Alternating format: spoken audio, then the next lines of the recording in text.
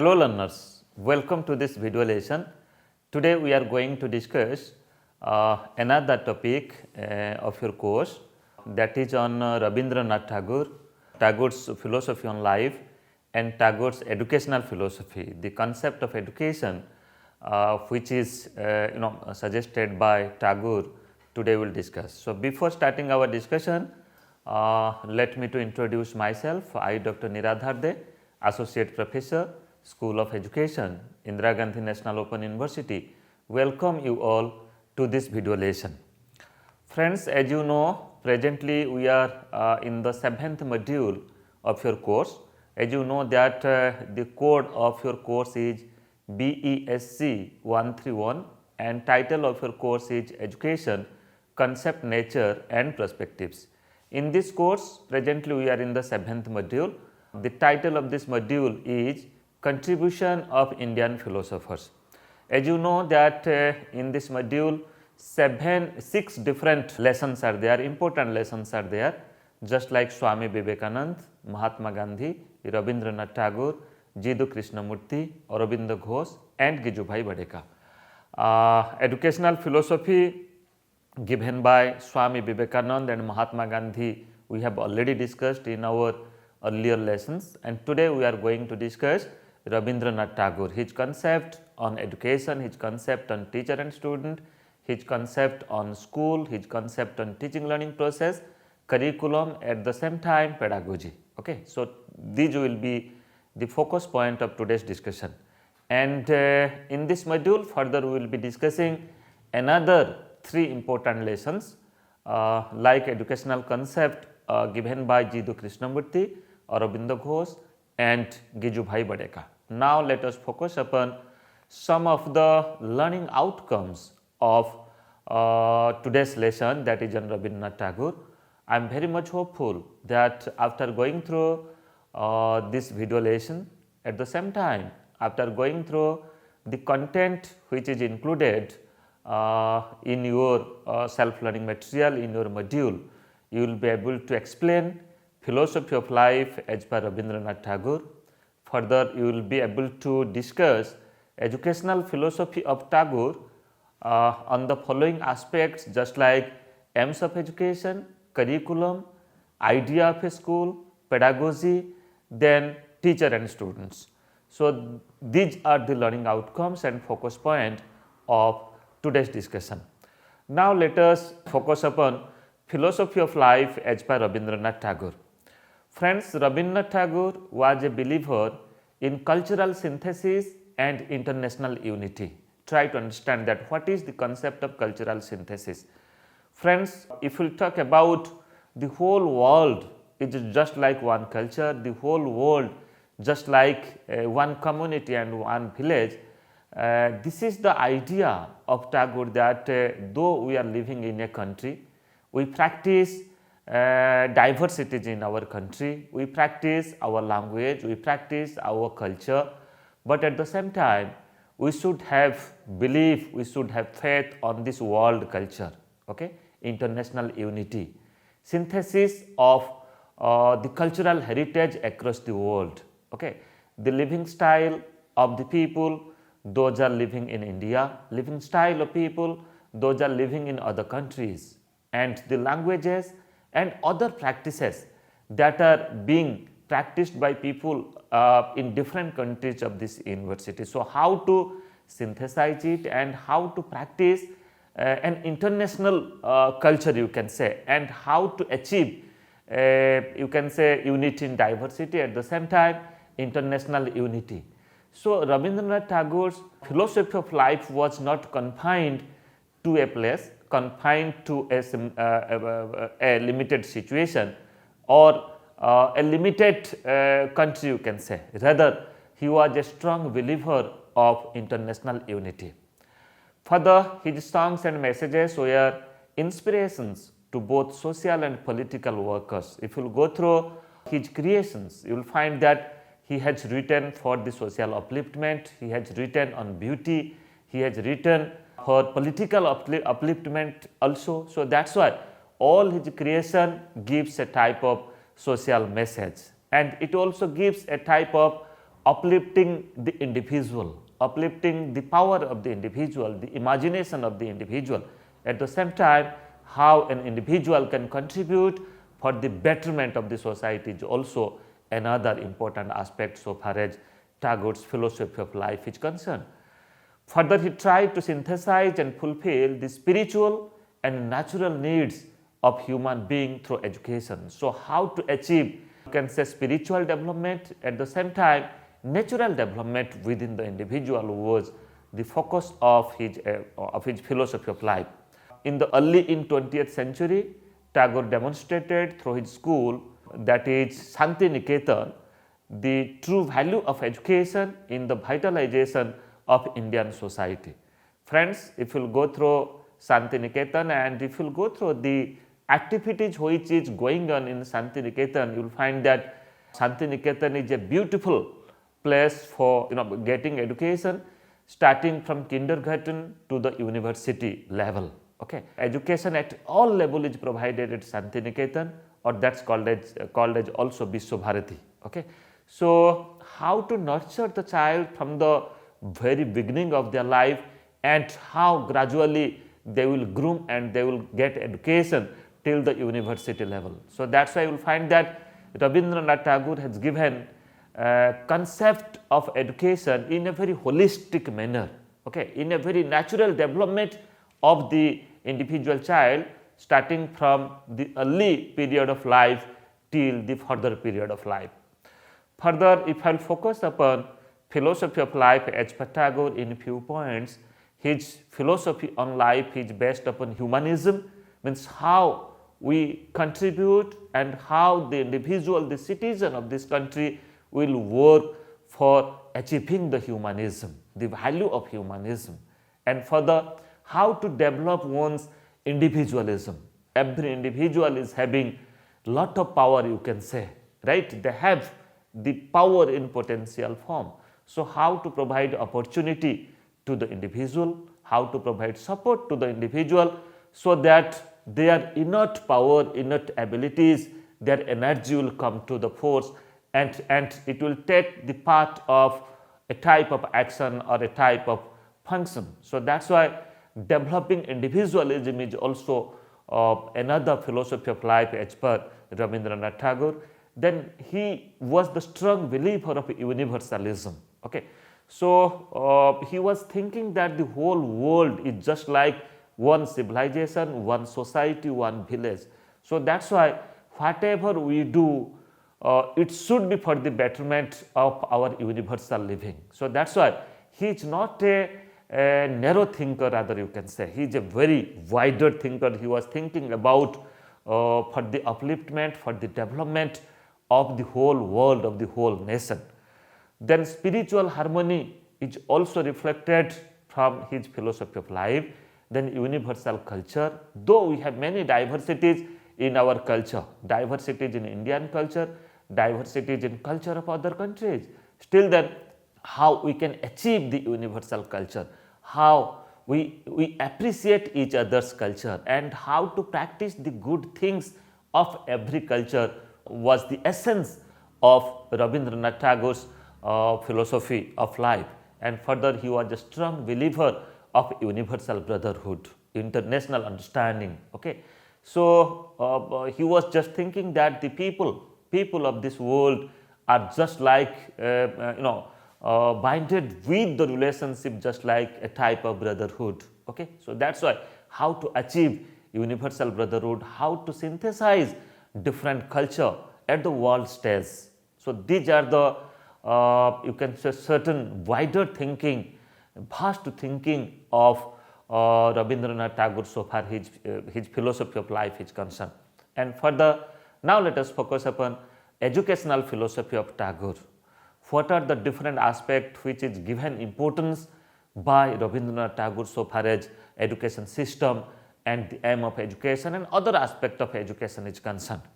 Tagore says education is an all-round development of an individual in harmony with the universe. Friends, when we develop, we get education.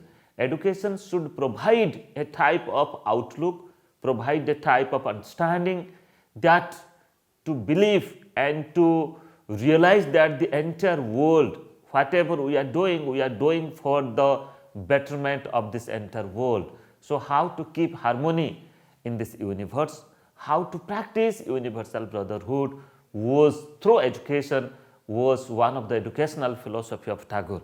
His educational philosophy is based upon blending the idealistic principles with some naturalistic practices, which is today evident in Santiniketan. If you visit Santiniketan, definitely you will believe it and you will observe it so far as their practices is concerned. So, he was a strong believer to blend the idealistic principles with some naturalistic practices. So, basically he is an idealist philosopher or educationist, but his nature of work is quite naturalistic. So, that is why many a time his critics, they said that Rabindranath Tagore is a naturalistic philosopher, naturalistic educationist. Okay?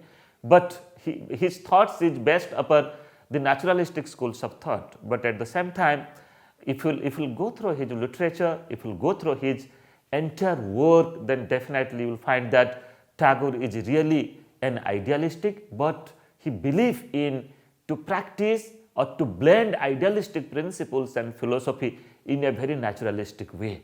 So, that is why he has experimented it in Santiniketan so far as education system is concerned, starting from kindergarten to higher education system to the university education system.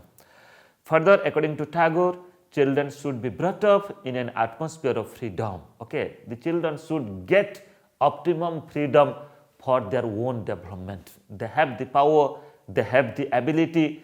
So, how to bring their ability to the mainstream? Okay, so how to provide them independence, how to provide them freedom for their thought, whatever they are thinking, whatever their ideas, how they will get certain facilities and opportunities to work upon their ideas. So, that is why children should be given optimum freedom or an atmosphere of freedom for their own work. Then children should be brought into direct contact with nature. I was just talking earlier that Rabindranath Tagore was an idealist, at the same time his work is based upon the naturalistic schools of thought. So, that is why he was the strong believer for direct contact with nature by the students. So, when the students will come contact directly with the nature, with the natural atmosphere which is going on in a very natural atmosphere, they will understand that, they will observe and they will understand varieties of knowledge, and those experiences, those observations will further help them for their own grooming, for their own development, for living their own life. Then further we can say Tagore was a spiritualist as well as a naturalist. If you go through his literature, poetry, his songs, his creation, you will find that somehow he is a believer of spiritual development of the individual, at the same time natural development of the individual. His patriotism and nationalism leads to internationalism in his educational endeavor. He has ever given importance to achieve the internationalism. Nationalism is definitely part of his educational philosophy, but at the same time he has talked that education is just like a world stage. Okay, so whatever we are doing, we are not doing for us, rather we are doing for the entire world. If I focus upon aim of education as per Tagore, Tagore says that education should be real and create complete individual in terms of his or her emotion, sense and intellect. Try to understand, he has given importance upon complete individual, development of complete individual. Complete individual means natural development of the individual, spiritual development of the individual, physical, emotional, aesthetic development of the individual. Okay, so that is why all types of development should be the aim of education for the total development of the individual child, and further education should be aimed at development of the complete life that includes economic development, intellectual development, aesthetic development, social development, and at the same time spiritual development of the individual child. I was just talking about if all such development will occur, then definitely we can say that there is the complete development of the child, of the citizen, of the students, so far as aim of education is concerned.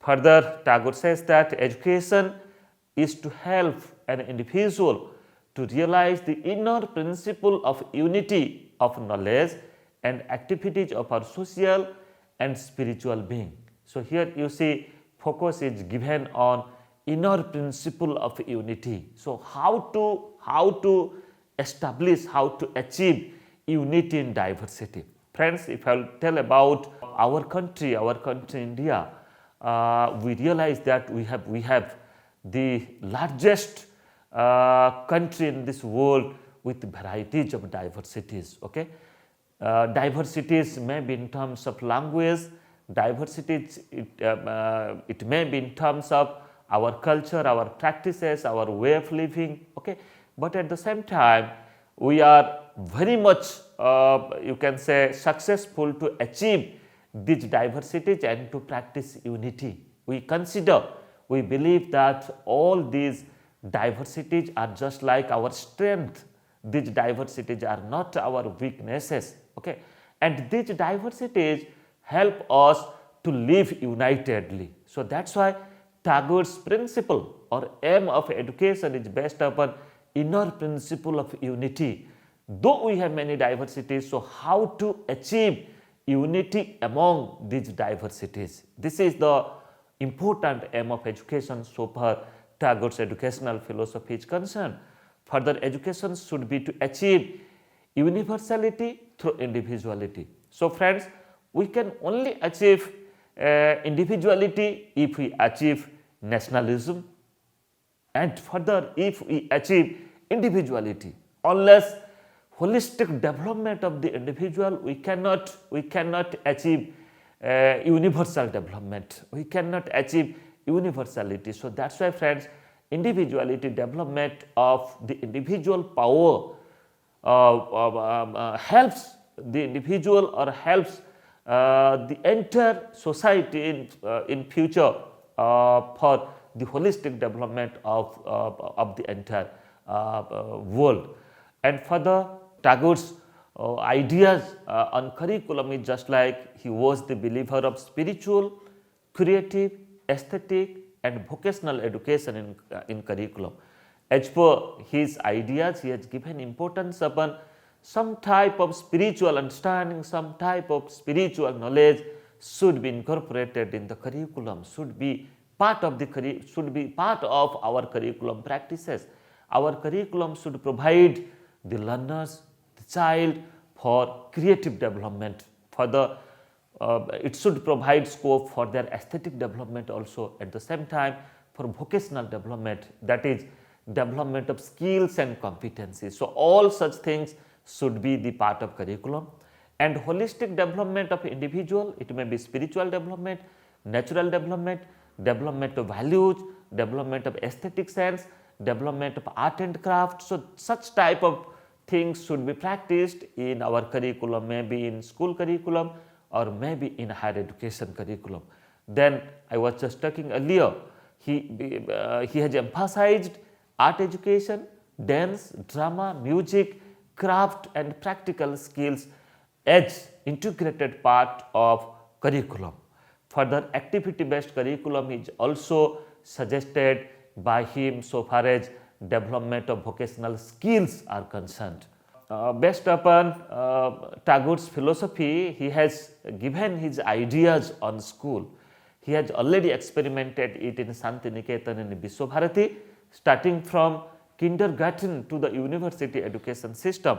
So that's why his ideas on school is school should be away from the human habitation that is in the open sky, just like Santiniketan. Okay, it should be within the flora and fauna, within the dense forest, you can say, within the tapovan. And there the children will come contact directly with the nature, with the natural surrounding, and they will understand that how things are happening, how they will believe themselves, and they will realize that realize about this nature, about this world. Okay, and accordingly they will develop a type of power, a type of understanding for living their life. Further, schools should be surrounded with natural environment. School should be in a tapovan where one can introspect themselves, where the child can act themselves as per the naturalistic principles of education. Further, activities in school should be nature oriented. The children should be given optimum freedom, optimum opportunities to do the things, to do the activities, and every activity should be a type of self demonstration, should be a type of self learning, so that they can understand themselves.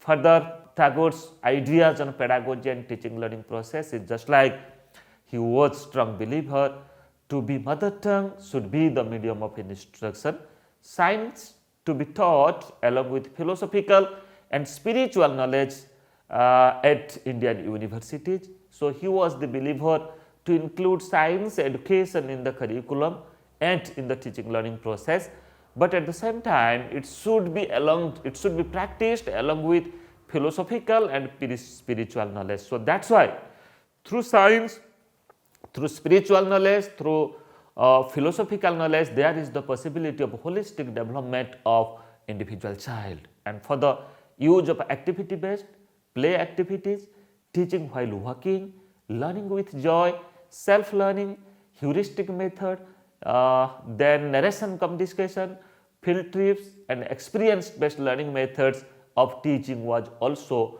very much you can say practiced so far as Tagore's educational philosophy is concerned. Further, Tagore advocated fullness of experience for physical, mental, aesthetic and emotional development. So here you will find that there is a connection between Gandhiji's philosophy on education and Tagore's philosophy on education, that is for fullness of experience, for all-round development of the individual child. And further, the relationship between teacher and student as per Tagore was just like, according to Tagore, educators or the teachers must believe in themselves first as well as in the universal self underlying his individual soul. So unless a teacher believe the individual soul, believe in themselves, they cannot be a good teacher, they cannot impart good education. Further, an endeavor should follow the principles of freedom, perfection and universality in his or her teaching. Teacher should follow principles of freedom and he should achieve perfection and universality first. Then after he or she can transmit these principles among the students, among the learners. Tagore's scheme of education keeps the child in the center and the role of the teacher is to facilitate the child to learn his or her own. So here child will be at the center, that is called as the child-centered education. All learning experiences will be given as per the need of the child, as per you can say the abilities of the child, as per the interest of the child.